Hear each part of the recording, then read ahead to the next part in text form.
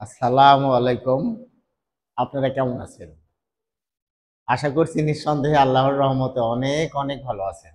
আজকে আমি আপনাদের সামনে এইচএসসি আইসিটি এমসিকিউ পার্ট নিয়ে দাঁড়িয়েছি। সংখ্যা পদ্ধতি পর্ব ১। আসলে আমরা খেয়াল করেছি এইচএসসি পরীক্ষা যখন স্টুডেন্টরা দেয়, বেশিরভাগ ক্ষেত্রে এমসিকিউতে একটু খারাপ হয়ে যায়। যে কারণে প্লাস মিস হইতে কিন্তু অনেক সহজ হয়ে যায়। তো আমরা যদি এমসিকিউ পার্টটা খুব ভালো করে বুঝি, দেন আমাদের এখানে প্লাস আসাটা কিন্তু অনেক সহজ। শুধু প্লাস না, মোর দেন 90 প্লাস, নিয়ার অ্যাবাউট 100 মার্কস পাওয়াও কিন্তু অনেক ইজি। তো ধারাবাহিকভাবে আমি ক্লাসগুলো নিতে চাচ্ছি। আপনারা খেয়াল করেন, আগে আমাদের একটা অধ্যায় থেকে, যেমন সংখ্যা পদ্ধতি যে অধ্যায়টা আছে, এই অধ্যায়ে আসলে আমাদের কোন কোন বিষয়ের উপরে এমসিকিউ গুলা থাকে তা কিন্তু আমি পরিষ্কার করে লিখে দিয়েছি। দেখেন, এখানে প্রথমটা লেখা আছে সংখ্যা পদ্ধতির ইতিহাস। ইতিহাস থেকে আমাদের দু একটা প্রশ্ন স্বাভাবিকভাবে আসে, অনেক সময় আসে। যখন আসে, এই ইতিহাসটা জানা না থাকলে স্বাভাবিকভাবেই অ্যান্সার দেওয়া কিন্তু মুশকিল হয়ে যায়। এছাড়া সংখ্যা পদ্ধতির প্রকারভেদ থেকে আমাদের প্রশ্ন আসে। আগের সংখ্যা নির্ণয়, পরের সংখ্যা নির্ণয়, ধারাবাহিকভাবে যখন কোনো ধারা চলে যায় তখন তারপরের সংখ্যাটা কি হবে, ভিন্ন ভিন্ন সংখ্যার যোগ, সংখ্যার সমতুল্য মান, ভিন্ন ভিন্ন বেসে যোগ করে বহুরূপী কিছু আমাদের এমসিকিউ আসে, দুইয়ের পরিপূরক থেকে আসে এবং কোডিং থেকে আসে। তো এই যে যে ব্যাপারগুলা, এই কয়টা যদি আমরা একটু পরিষ্কারভাবে আয়ত্ত করে ফেলি, ইনশাল্লাহ আমরা এমসিকিউ পার্টটা অনেক ভালো করব, কাটা যাবে না। তো আমি একটু ধারাবাহিকভাবে প্রত্যেকটার থেকে দু একটা করে উদাহরণ দেবো আজকে।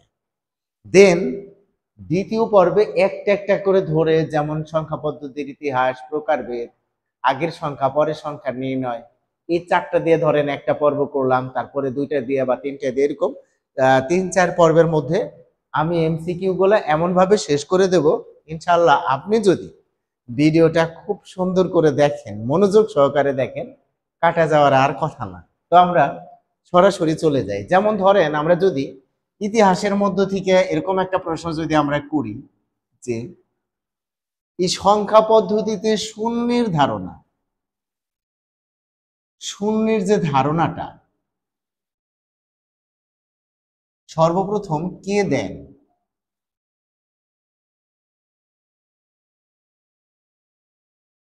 এই শূন্যের ধারণাটা সর্বপ্রথম কে দেন? আচ্ছা, এই প্রশ্নটা ধরেন কতগুলো যদি আমরা লিখি, যেমন ধরেন লিখলাম ইউক্লিড,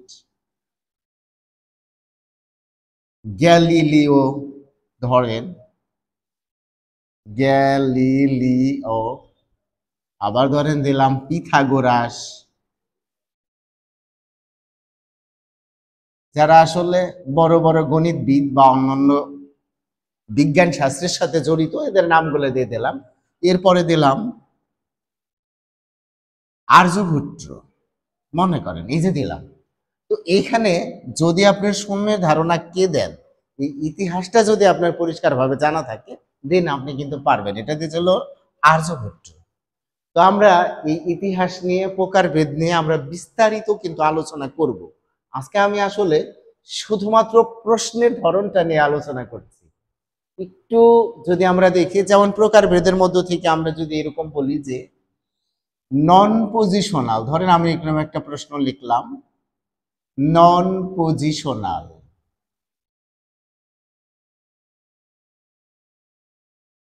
সংখ্যা পদ্ধতিতে।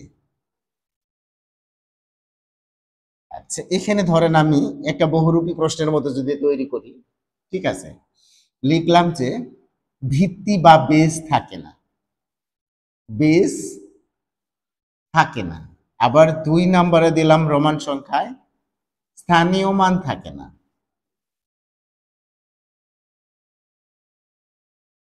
আচ্ছা, ৩ নম্বরে দিলাম গাণিতিক হিসাব খুব জটিল।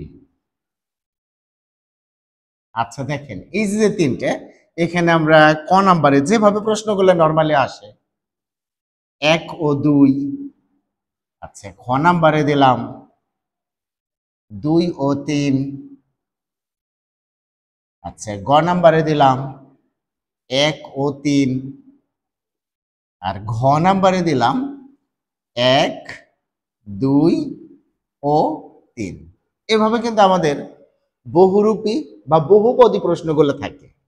তো এখানে আপনি দেখেন সত্যি পজিশনাল নন পজিশনাল সংখ্যা পদ্ধতি কি তারা আসলে, যেগুলোর কোনো স্থানীয় মান থাকে না। যেমন ধরেন আপনার রোমান সংখ্যা যদি আমরা বলি, রোমান সংখ্যা এটা দ্বারা 1 বুঝাইতেছে, এটা দ্বারা 5 বুঝাইতেছে, আবার এটা দ্বারা 10 বুঝাইতেছে, ঠিক আছে, এটা দ্বারা 50 বুঝাইতেছে, এটা দ্বারা 100 বুঝাইতেছে, এটা দ্বারা 500 বুঝাইতেছে, এটা দ্বারা 1000 বুঝাইতেছে। এই যে যে সংখ্যাগুলো বুঝাইতেছে, তো আপনি একটু খেয়াল করেন, এখন যদি আমি বলি আপনাকে যে 2025 লেখেন, 2025 রোমান সংখ্যায় আপনি কেমনে লিখবেন?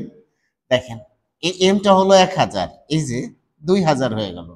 25 এখান থেকে দুইটা 10 নিলাম, আর এই যে নিলাম 5, হয়ে গেল আমার 2025। কিন্তু আপনি এখন দেখেন তো, এইগুলার কি কোনো ভিত্তি আছে, কোনো বেজ আছে, কোনো স্থানীয় মান আছে? আর এগুলার গাণিতিক হিসাবগুলো এখন যদি আমরা যোগ করতে যাই কেমন হবে? ধরেন এটার সাথে যদি আমি এল যোগ করি, ঠিক আছে, এই যোগটা খুব জটিল হবে কিন্তু ব্যাপারগুলা, ঠিক আছে। এই জন্য গাণিতিক হিসাব নিকাশ খুব জটিল। তাই দেখেন, সুতরাং আমরা বুঝতে পারতেছি এখান করে তিনটেই কারেক্ট। এইভাবে আমরা যদি একদম ক্লিয়ার বুঝে বুঝে বুঝে বুঝে এমসিকিউ গুলা করি, ভালো লাগবে কিন্তু। আবার আরেকটা দেখেন, আগের সংখ্যা নির্ণয় বা পরের সংখ্যা নির্ণয়। আচ্ছা, আগের সংখ্যা নির্ণয়ের ক্ষেত্রে ধরেন আমি এরকম একটা সংখ্যা লিখলাম BA, BA এর আগের সংখ্যা কোনটি?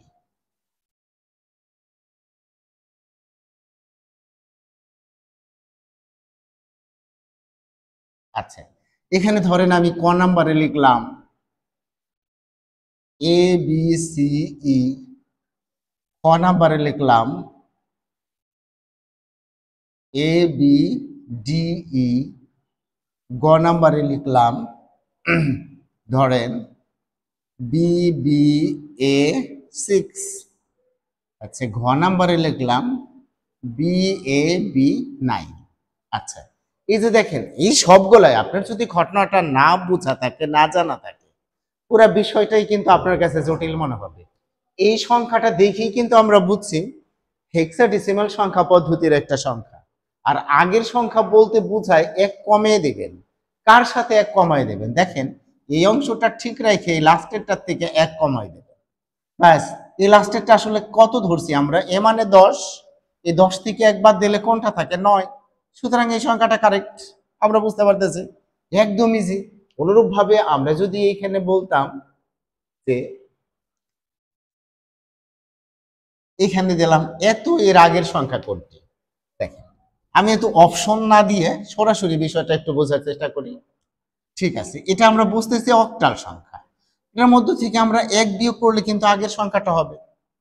তো আমি যদি এখান থেকে 1 বিয়োগ করি, আপনি কি ধরতেছেন এটা 9 হবে? না, কারণ আমরা জানি যার যার সংখ্যা পদ্ধতি অনুসারে তার তার বেস মানটাই কিন্তু আমরা এই শূন্যের মানটাকে ধরবো। তার মানে এটা যদি দশমিক সংখ্যা পদ্ধতি হইতো, তাহলে আমি শূন্যটাকে 10 ধরতাম। যেহেতু এটা অক্টাল সংখ্যা পদ্ধতি, তাহলে এই শূন্যটা কত? 7, সরি 8। তো 8 থেকে যদি আমি 1 বিয়োগ করি তাহলে কত হয়? 7। আর এই যে আমি এটাকে 8 ধরলাম, 8 ধরলাম মানে কিন্তু যেমন স্বাভাবিকভাবে আপনি চিন্তা করেন, যদি আমাদের এইখানে ধরেন এরকম একটা সংখ্যা আছে, এখান থেকে আমরা বিয়োগ করব, মনে করেন যে 11 বিয়োগ করব, ঠিক আছে, এটা আমাদের স্বাভাবিকভাবে আমরা বিয়োগ করতেছি। 1 আছে, কত হলে 10 হবে? এই যে দেখেন 9, হাতে রইল 1। এই হাতে রইল 1 মানে কি? অর্থাৎ এইখানে যখনই আপনি এটাকে 10 ধরবেন, ঠিক আছে, তখনই ওই 10টাই আমাদের কি একবার ধরা হয়েছে, ওই একটা হলো হাতে। তার মানে এখানেও কিন্তু আমরা 1 আছে, কত হলে, মানে এখানে আমার 1 আছে আর এটাকে আমি 8 ধরলাম, বিয়োগ করে কত হইলো আমার? 7। তো স্বাভাবিকভাবে হাতে রইল 1, সেই 1 যদি আমি এখানে বসাই আবারও কত হবে? 7। ঠিক আছে, আবার এক যদি এখানে বসাই, এক এক শূন্য হবে, কিছু থাকলো না। তার মানে আগের সংখ্যাটা কত আমার? 77। একেবারে স্বাভাবিক কিন্তু। যেমন আপনি যদি আরো একটু চিন্তা করেন, যেমন ধরেন আমি যদি এখানে লিখি 2210, ঠিক আছে, এখন যদি কেউ বলে এইটার আগের সংখ্যা কত, একেবারে ইজি, যে এটা যদি আমার হয় হেক্সাডেসিমাল, সরি অক্টাল সংখ্যা, বিয়োগ করলে আমি আবার কত হবে, আমার 7 হবে। আচ্ছা, 7-এর পরে আমার হাতে আছে হলো কত, এক, এক এক কত হবে, 0 হবে। এই যে দেখেন 207, একদম ইজি। আগের সংখ্যাটি মানেই হলো এক বিয়োগ করব আমরা। আচ্ছা, যদি আমাদের সংখ্যাটা এমন হয়, ধরেন আমরা সংখ্যাটা লিখলাম EFF 16, এই সংখ্যাটার আগের সংখ্যা কোনটা? একেবারে খুব সহজ, দেখেন EFF, তাই আমি এখান থেকে এক বিয়োগ করবো, আর কিচ্ছু না। যেহেতু এক বিয়োগ করব, তাহলে এটাকে আমি কত ধরবো, কিভাবে, অর্থাৎ এটার আগের সংখ্যাটা যেহেতু, ঠিক আছে, তাহলে আমি এখান থেকে যদি বিয়োগ করি, এক বিয়োগ করি না, এটাকে আমি যদি ধরি পরের সংখ্যাটা, এত এর পরের সংখ্যাটা কত, কিন্তু আগের সংখ্যাটা হইলে কি হবে, এখান থেকে আমি এক বিয়োগ করব, এটা আমার এটার মান কত, 15, ঠিক আছে, 15 থেকে এক বিয়োগ করলে কত হবে, 14, 14 মানে কি আমাদের ই। আচ্ছা, এখন দেখেন এখানে কিন্তু আমার হাতে কিছুই নাই, তার মানে কি হয়ে গেল কিন্তু সংখ্যাটা। আচ্ছা, এখানে আমরা বলতেছি আগের সংখ্যাটা কত। আচ্ছা, অথবা আপনি যদি এইভাবে চিন্তা করেন, আমরা জানি এফ আমাদের হেক্সাডেসিমাল সংখ্যা লাস্ট, তার আগেরটা কি, ই, বাস এখানে এফ এর বদলে ই লিখে দিলেই হয়ে গেল। কিন্তু ভাই যদি বলে এটার পরের সংখ্যাটা কত, ধরেন এখানে এইভাবে লেখা আছে এত এর পরের সংখ্যাটি কত, একদম ইজি, এটির সাথে আমি এক যোগ করব, যোগ করলে কি হয় দেখেন তো, 15 আর 1 কত হয়, 16। আচ্ছা, যেমন আমরা স্বাভাবিকভাবে যখন যোগ করি, আপনি একটু স্মরণ করে দেখেন, ধরেন আমি এখানে লিখলাম 85, এখানে লিখলাম 85, 5 আর 5 যোগ করলে কত হয়, 10। কিংবা আমার যদি এখানে থাকতো 88, এখানে থাকতো যদি 2, 8 আর 2 যোগ করলে কত হয়, 10। এই যে আমরা 10-এর শূন্য বসাইতেছি, তার মানে আপনি মাথায় রাখবেন এটা আমাদের দশমিক সংখ্যা পদ্ধতি। যে কোনো সংখ্যা পদ্ধতিতে তার বেজের সমান সমান হওয়ার সাথে সাথে ওইটা কত হয়ে যায়, শূন্য হয়ে যায়। যেমন 15 আর 1 যোগ করলে হয় 16, 16 মানেই যখনই বেজের সমান হয়েছে তখন আমরা এখানে কি বসাবো, শূন্য। সেম আবার হাতে রইলো 1, 1 আর 15 যোগ করলে আবার হয় 16, আমরা এখানে কি বসাই দিলাম, শূন্য। আচ্ছা, আবার হাতে রইলো 1, 1-এর সাথে যদি আমরা ই যোগ করি, ই মানে কত, 14, 14-র সাথে যদি আমি 1 যোগ করি হয় 15, 15 মানে এফ। আপনি কি লক্ষ্য করছেন, F00 এটার রেজাল্ট। বিষয়গুলো কি খুবই জটিল লাগতেছে, একদম ইজি। অর্থাৎ ধরেন এখানে আমাদের আছে 3FFF, এখন বলছে এটার পরের সংখ্যাটা কত। আচ্ছা, সহজে আমরা যদি বলি এটার পরের সংখ্যাটা হবে 4000, এরকম হবে, ঠিক আছে। কেন হবে, কিভাবে হবে, ভাই আপনি একটু চিন্তা করেন। যোগ করলাম আমরা 1 আর এফ যোগ করলে কত হবে, 16, 16-র শূন্য হাতের হলো 1, সেই 1 আর 15 যোগ করলে কত হবে, 16, 16-র শূন্য হাতের হলো 1, ওই 1 আর এফ যোগ করলে কত হবে, 16-র শূন্য হাতের হলো 1, সেই 1 3-এর সাথে এসে যোগ হলে কত হবে, 4। এই যে দেখেন এটা হয়ে গেল, অনেক সহজ। আচ্ছা, তার মানে এইভাবে আমরা কিন্তু নির্ণয় করতে পারি আগের সংখ্যা এবং পরের সংখ্যা। আচ্ছা, এছাড়া আসেন ধারাবাহিক পরের সংখ্যা, এটা আবার কি, ধরেন আমরা যদি এইভাবে চিন্তা করি 3, 6, 9, CF, এখানে লিখে আমরা বললাম এই যে ধারাটা আছে এর পরের সংখ্যাটি কত, পরের সংখ্যাটি কত, একদম ইজি। এখানে আপনি দেখবেন ডিফারেন্স কোটা কত, 3, এখানেও ডিফারেন্সটা কত, 3, তো অবশ্যই এখানেও ডিফারেন্স 3 হবে, এখানেও ডিফারেন্স 3 হবে, তার মানে সংখ্যাগুলো কত আসলে 3, 6, 9, 12, 15। তার মানে এফ এর সাথে আপনাকে কি যোগ করতে হবে? 3 যোগ করতে হবে। 3 যোগ করলে কত হয় দেখেন তো। আমি যদি 3 যোগ করি কত হয়? 15 আর 3 হয় 18। আচ্ছা, 18 তো আমার তো 16 থেকে বাড়তি হয়ে গেছে। 16 থেকে কত বাড়তি হয়েছে? 2 বাড়তি হয়েছে। ওই 2টা আমার আসবে, আর ওই যে হাতের 1। তার মানে এর পরের সংখ্যাটি কত? 12। এটা হলো আমার কি সংখ্যা? পরের সংখ্যাটা। একদম ইজি কিন্তু, অর্থাৎ আমার 3 করে বাইরে গেছে, যে কারণে সংখ্যাটা এরকম আসছে। অথবা আপনি যদি সংখ্যা পদ্ধতি কিভাবে গণনা করা হয় আমার এই ভিডিওটা দেখে থাকেন, একদম খুব সহজে আপনি হিসাব করে বের করতে পারবেন। ঠিক এরকম ভাবে 3, 6, 9 সি এফ। এফ এর পরে কি? একদম সহজ। এখন আপনার এখানে 3 ঘর পর্যন্ত যাবেন। এফ এর পরে হলো আমরা এফ থেকে আবার 0 থেকে গোনা শুরু করব। তার মানে 10, 11, 12। 10, 11, 12। কারণ আমরা জানি প্রতিটা সংখ্যা পদ্ধতির লাস্টের যে ডিজিটটা, আমাদের লাস্টের যে অঙ্কটা, ঠিক ওই অঙ্কটার পরে আবার 1 শূন্য থেকে গোনা শুরু হবে। ওইভাবে যখন আবার শেষ হবে, যেমন আমরা একটা এক্সাম্পল দিয়ে আপনাদেরকে দেখাইতেছি যে আমাদের হেক্সাডেসিমাল সংখ্যা যদি আমরা শুরু করি 1, 2, 3, এইভাবে লাস্টের ডিজিটটা কত আমাদের? এফ।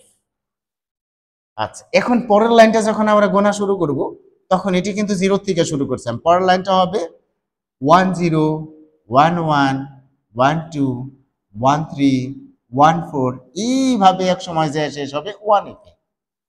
ঠিক আছে, এই পরের লাইনে যখন আমরা আসব, তখন কিন্তু আমরা এই 2 লাইনে থেকে আসব।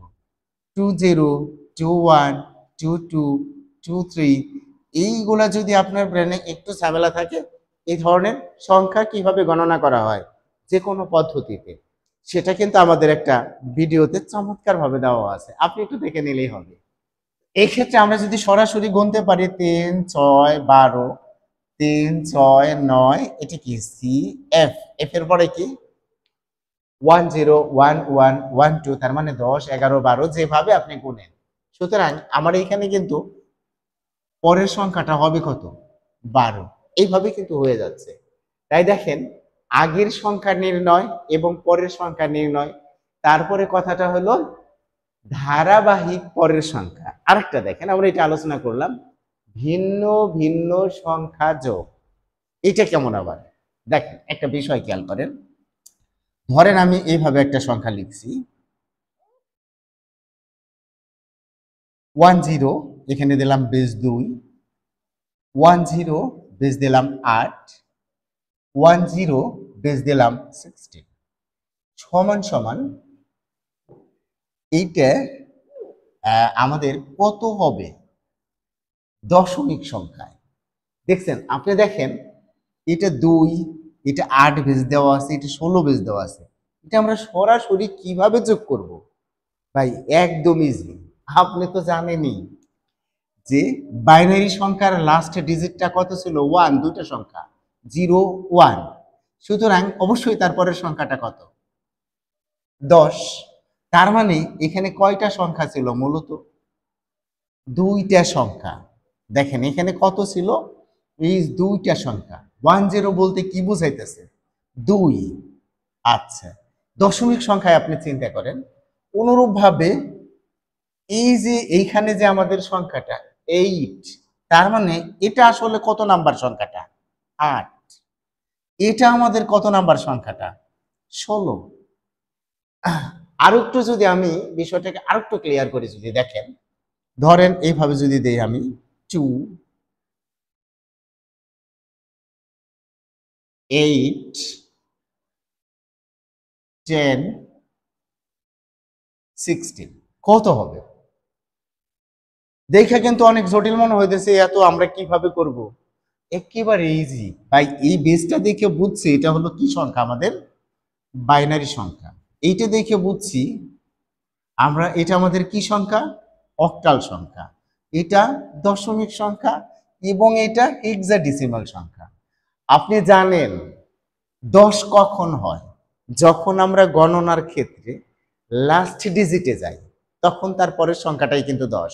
ফর এক্সাম্পল, আমরা বলছিলাম যদি অক্টাল দিয়ে আমরা চিন্তা করি 0, 1, 2 3 4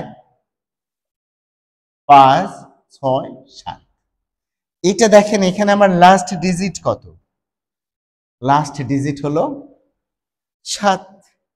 সো আমি যখন আরো গুনতে যাব তখন এটি কিন্তু আমি যেভাবে শূন্য থেকে শুরু করছিলাম আমাকে এখন শুরু করতে হবে 1 থেকে। এরকম আমার 8টা 1 লিখতে হবে, 1টা 2টা 3টা 4টা 5টা 6টা 7টা 8টা। এরপরে 1 0 1 1 1 2 1 3 1 4 1 5 1 6 1 7। পরের লাইনে আবার আমরা এই 2 থেকে শুরু করব। আচ্ছা, তার মানে আপনি একটু ভাবেন তো, লাস্ট ডিজিট 7 এর পরের সংখ্যাটা কি? 8। তার মানে 7 এর পরের সংখ্যাটা হলো 8। 1 2 3 4 5 6 7 8। এই যে এখানে শূন্য থেকে আমরা যখন চিন্তা করি এই শূন্যটা ধরতেছিলে 1 থেকে যদি গুনি 1, এইভাবে গুনতে গুনতে 7 এর পরের সংখ্যাটা কত? মূলত এই সংখ্যাটা কত? 8। একটু ভাবেন, আরো ক্লিয়ার করি। জিনিসটা যদি আমরা 8 কে যদি এইভাবে ভাগ দেই, যে এটাকে আমি দশমিক সংখ্যায় রূপান্তর করব কিভাবে? 8 অক্ষে 8, কিচ্ছু হাতে নাই, শূন্য। আবার ধরেন 8 দিয়ে ভাগ করলাম, 0 1, তাহলে আপনার কত হইল? দেখেন ওই 10। তার মানে একদম সহজ। এইভাবে যদি কখনো থাকে একদম বাইনারি দেখে দেখে আপনার এই বেস দেখে দেখে বলতে পারবেন সহজ হিসাব। এখানে বেস কত? 2। এই 10-এ যদি এরকম থাকে 2, তার মানে দশমিক সংখ্যায় এটা 2 ছিল। এখানে বেস কত? 8, সুতরাং দশমিক সংখ্যায় এটা 8 ছিল। এখানে বেস কত? 10, তার মানে দশমিক সংখ্যা এটা আসলেই 10। এখানে বেস কত? 16, তার মানে দশমিক সংখ্যায় এটা 16। মোট মিলে আপনি দেখেন তো কত হয়? 36।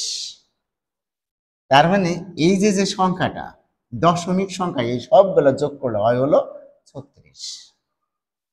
দেখেন আমি আপনাদেরকে বোঝাইতে পারছি কি পারি নেই, আপনারা নিজেরা একটু চিন্তা করে দেখেন। তারপরেও যদি না বুঝেন, হ্যাঁ আমি অবশ্যই আপনাদেরকে পরিষ্কার করে বুঝিয়ে দেব। আরো কয়েকটা অঙ্ক আছে, একটু খেয়াল করেন। আমি ধরেন আরেকটা অঙ্ক আপনাদেরকে বলতেছি। ধরেন আমি এখানে এইভাবে বললাম a প্লাস বি প্লাস, এটা একটা আপনি বুঝতেই পারতেছেন একটা হেক্সাডেসিমাল সংখ্যা, ঠিক আছে। এখানে বললাম আমি সমান সমান, এই যে আমি এখানে যোগফলটা লিখলাম সমান সমান কত, মানে এইটা সমান সমান আবার কত হবে? আচ্ছা দেখেন তো, একটু খেয়াল করেন। আমি তিনটে যোগ করব, যোগ করে ধরেন আমি এই পদ্ধতিতে এখানে লিখতেছি।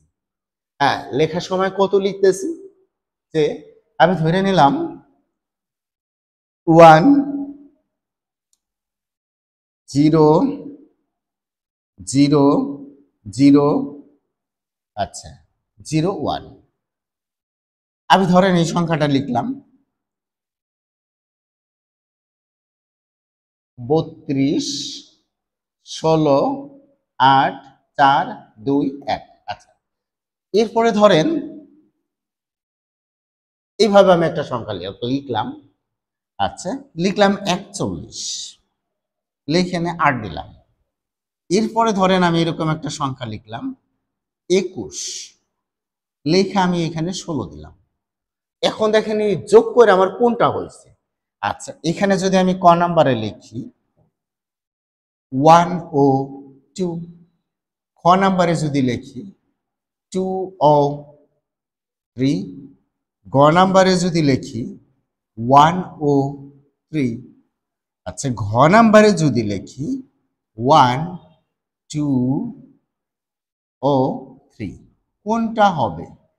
ঠিক আছে ভাই, খুব জটিল লাগতেছে কিন্তু বিষয়টাকে, এটা আমরা কেমনে করব? হ্যাঁ, আপনারা ক্যালকুলেটরের মাধ্যমে খুব দ্রুতই করতে পারেন, কিন্তু অনেকেই ক্যালকুলেটরের ফাংশন বুঝে না, কিংবা কখনো কখনো যদি ক্যালকুলেটর ডিনাই করতে বাধ্য হন আপনি, তখন কি করবেন?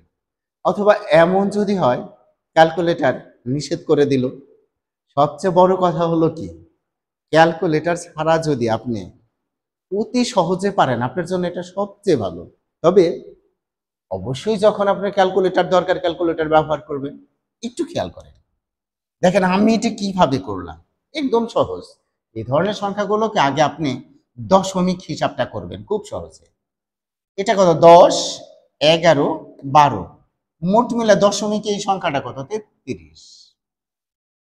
আচ্ছা, যদি হয় 33, ঠিক আছে। দেখেন এটার বাইনারি মানটা আমি ডাইরেক্ট হিসাব করব। মাথায় রাখবেন আমাদের বাইনারি সংখ্যা নির্ণয়ের ক্ষেত্রে এরকম যে একটা ফর্মুলা আছে, যে আমাদের 128, 64, 32, 16, 8, 4, 2, 1। এই ফর্মুলাটা আশা করি সবাই আপনারা জানেন। যদি না জানেন কমেন্টসে বলবেন, আমি ব্যাখ্যা করে দেব। খুব সহজে আমরা চিন্তা করব যে এইখানে আমরা দেখব আমার সংখ্যাটা কত? 33। অর্থাৎ যদি আপনি এখান থেকে দেখবেন এখানে আছে কত? আমার 32। এই 32 দিয়ে আমি কতক্ষণ পর্যন্ত হিসাব করতে পারবো? 64 এর আগ পর্যন্ত। 63 পর্যন্ত আমি 32 থেকে 1 পর্যন্ত বাইনারি হিসাব করতে পারবো। যেমন এখানে আসে 64, ঠিক আছে। এখানে দেখেন এই 64 দিয়ে আমি কত পর্যন্ত হিসাব করতে পারবো? একদম ইজি। 64-র উপরে যদি না যায়, অর্থাৎ 65 গেলে কিন্তু, যেমন এই 128, ঠিক আছে, এই 128 থেকে 127 পর্যন্ত আমি এই ঘরগুলোদের হিসাব করতে পারবো। সো আমার এখানে আছে কত? 33। আমি তো 64-এর ঘরে যাব না, আমি এখানে দেখবো খুব সহজ, 32 আর 1 যোগ করলে হয় 33। তার মানে প্রথমটা 1, লাস্টেরটা 1, মাঝখানে 4টা শূন্য। এই যে মাঝখানে 4টা শূন্য, আমার কিন্তু এটা হয়ে গেল বাইনারি, অটোমেটিক্যালি বাইনারি। আচ্ছা, এখন আমি দেখতেছি অক্টাল। অক্টাল মানে আমি এটিকে ভাগ করব। দেখেন খুব সহজ, 33-এ যখন আমি 8 দিয়ে ভাগ করতেছি, আমার কত আসতেছে? 4 8 32, হাতের হলো 1। আবার 8 দিয়ে ভাগ করলে এখানে 0 4, তাহলে আমার আসে কি সংখ্যাটা? 41। এই যে 41। কিন্তু কথা হলো পরীক্ষার মধ্যে তো আমাদের এত করার সময় নাই। আমরা এটা করব কিভাবে? কিছুই না, আপনি ডিরেক্ট ভাগ করবেন 33-কে। 4 8 32, ঠিক আছে। আপনি দেখবেন হাতে আছে কত? 1। ব্যাস, 4-এর পরে 1 বসাই দিবেন, শেষ। অনুরূপ ভাবে আমি যখন এটাকে চিন্তা করছি, এই 33-এ যখন হেক্সাডেসিমেলে চিন্তা করছি, তখন আমি কি করছি? 16 দুগুণে 32। এই যে দেখেন 2 আর 1 হাতে আছে 1, আমি সরাসরি বসাই দিয়েছি। সো এখানে কিন্তু আমরা দেখতেছি এই সবগুলোই কারেক্ট। একদম ইজি কিন্তু ব্যাপারটা। তাই আমরা এগুলোকে কোনোভাবেই কষ্টকর কোনো হিসাবের মধ্যে নেব না। আসলেই কিন্তু এগুলা অনেক সহজ। ঠিক আছে, আরেকটা বিষয় আমরা একটু খেয়াল করি মনোযোগ সহকারে। 2 এর পরিপূরক। 2 এর পরিপূরক জাস্ট কিচ্ছু না, বাইনারির উল্টা মানটা 2 বার করে একটু উল্টা করুন লাগে। কেমন? যেমন আমরা যদি বলি যে এখানে বললাম যে 12 এর বাইনারি মান কত, এটিকে যদি আমি বলি, খুব সহজ, 8 4 2 1। এই যে আমি হিসাব করে দিলাম 12 এর বাইনারি মান। কিন্তু আমরা কি জানি -12 এর বাইনারি মান কত? জানি না কিন্তু, ঠিক আছে। এই জন্য এটা বের করার জন্য, নেগেটিভ সংখ্যার বাইনারি মান বের করার জন্য আমাদের যেটা আসছে সেটা 2 এর পরিপূরক। 2 এর পরিপূরক কেন? এটা দুইটা পর্যায়ে কাজ করুন লাগে। প্রথমে 1 এর পরিপূরক বের করতে হয়, তারপরে 2 এর পরিপূরক। এই জন্যই এখানে 2 এর পরিপূরক, অর্থাৎ দুইটা পদ্ধতিতে কাজ করতে হয়। কি কি সেটা? যেমন আমি যদি 12 এর, ঠিক আছে, 2 এর পরিপূরক নির্ণয় করি, এই যে ধরেন 12, এটা আমি 2 এর পরিপূরক নির্ণয় করব। প্রথমে আমি বাইনারি সংখ্যাটা লিখব 1100, এটা আমার বাইনারি সংখ্যা। কিন্তু 2 এর পরিপূরক নির্ণয় করতে গেলে আমাদের এটা হতে হবে কমপক্ষে 8 বিট। আচ্ছা, এরপরে দেখেন এইখানে আমরা লিখব 1 এর পরিপূরক। 1 এর পরিপূরকটা কি? সবগুলা উল্টা, 0 থাকলে 1 1 1, 1 থাকলে 0, এই তো 1 এর পরিপূরক। 2 এর পরিপূরক জাস্ট 1 যোগ করে দেওয়া, এটা হলো 2 এর পরিপূরক, জাস্ট কমপ্লিমেন্ট। 2 এর পরিপূরক দেখেন যোগ করলে কি হয়? 1 1 যোগ করলে কত হয়? 0, হাতের হলো 1। আবার 1 1 যোগ করলে কত হয়? 0, হাতের হলো 1। 0 1 যোগ করলে 1, আর পরের গুলা কিন্তু কোনো ঝামেলা নাই। এই যে আমাদের এটাই হলো 2 এর পরিপূরক। সেম স্টাইলে আমরা 2 এর পরিপূরক গুলো নির্ণয় করব, একদম ইজি, ঠিক আছে। আচ্ছা, আরেকটা বিষয় যে আমাদের কোড নামে এখানে BCD code, ST code, Unicode, কতগুলো কোড আছে। এই কোড সম্পর্কে আমাদের ভালো করে জানতে হবে। যেমন যে আমরা যদি এখানে একটা প্রশ্ন করি, এটা হলো অ্যাস্কি, ঠিক আছে। আচ্ছা, এই কোডটা দেখেন আমেরিকান স্ট্যান্ডার্ড কোড, এক ধরনের কোড। এই যে এই কোডে, ঠিক আছে, বা এততে ডি এর মান কত? ঠিক আছে, এখানে আমাদের নিয়মটা হলো, এখানে এ শুরু হয় হলো 65 থেকে, তারপরে সিরিয়ালি যাবে। তো আমরা স্বাভাবিক দেখতেছি 65-র সাথে যদি আমরা ডি পর্যন্ত যাই তাহলে আরো 3 যোগ করতে হইতাছে। মানে এ যদি হয় 65 তাহলে বি হবে কত? 66। সি হবে কত? 67। ডি হবে কত? 68।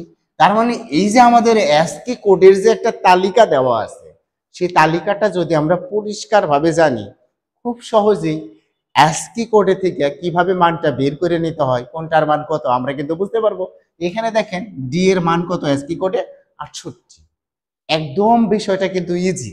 তো আমরা নেক্সট ক্লাসে, ঠিক আছে, এই 5টা নিয়ে আলোচনা করব। পরবর্তী ক্লাসে এই 5টা নিয়ে বিস্তারিত আলোচনা করব। যখন এগুলা নিয়ে আমরা বিস্তারিত আলোচনা করব ইনশাআল্লাহ, আমি প্রথম পর্ব আলোচনা করলাম, দ্বিতীয় পর্ব এবং তৃতীয় পর্বের মধ্যে আমি সংখ্যা পদ্ধতিতে আপনাদের যত জটিল এমসিকিউ আছে সমাধান করে দেওয়ার চেষ্টা করব। আশা করছি আপনারা কিছুটা হলেও বুঝতে পেরেছেন। আপনারা উপকৃত হলে আমাদের ভালো লাগে। তো সবাই ভালো থাকবেন, সুস্থ থাকবেন। আজ এ পর্যন্তই। আল্লাহ হাফেজ।